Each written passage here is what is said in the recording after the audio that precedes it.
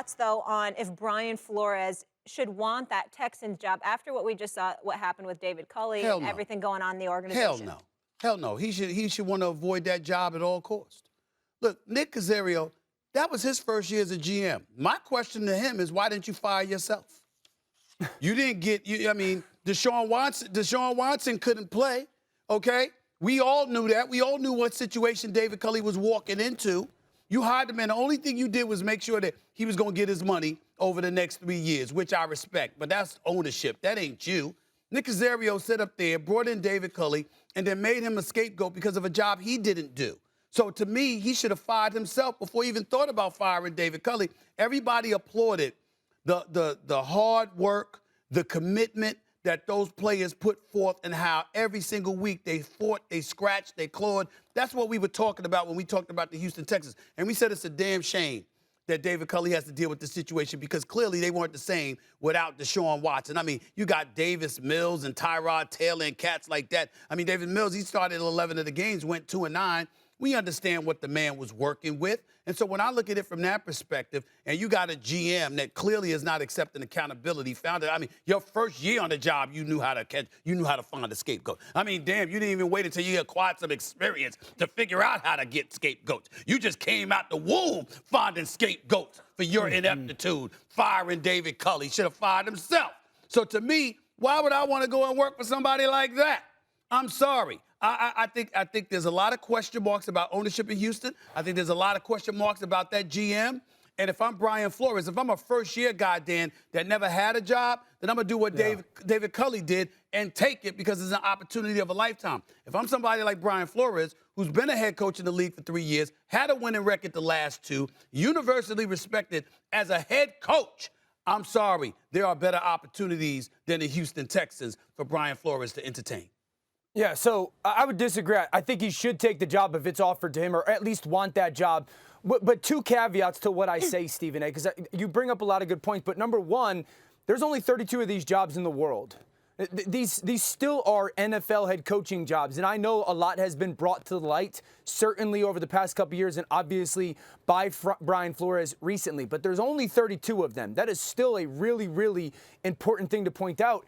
And we don't know if it's the only opportunity that he might have when it comes to being a head coach this year. You know, is it Houston and nobody else as an option for him? Because if that's the case, then I still say yes.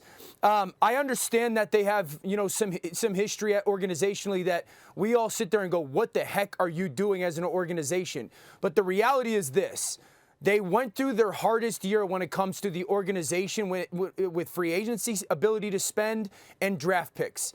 David Culley, in many ways, bore that burden. He fell on the sword because now they have draft capital back and they have free agency capital back, so they can build a football team again. Deshaun Watson, I would assume, it seems, is likely to be traded. That is only going to bring more assets into your organization. And so I think that, the reality of, okay, there's only 32 head coaching jobs. You just filed this lawsuit courageously.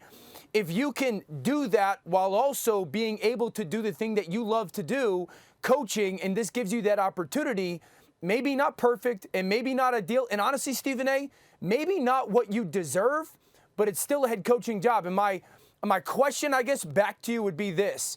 I think so much has been brought to the light when it comes to, and I've talked with Marcus Spears so much about this and learned so much of representation. Don't you think it's important for more African-American black head coaches to be head coaches in the NFL? So if this is the opportunity that can be given to him in this hiring cycle, I would say, isn't it important for him to say yes and get back on that head coaching journey?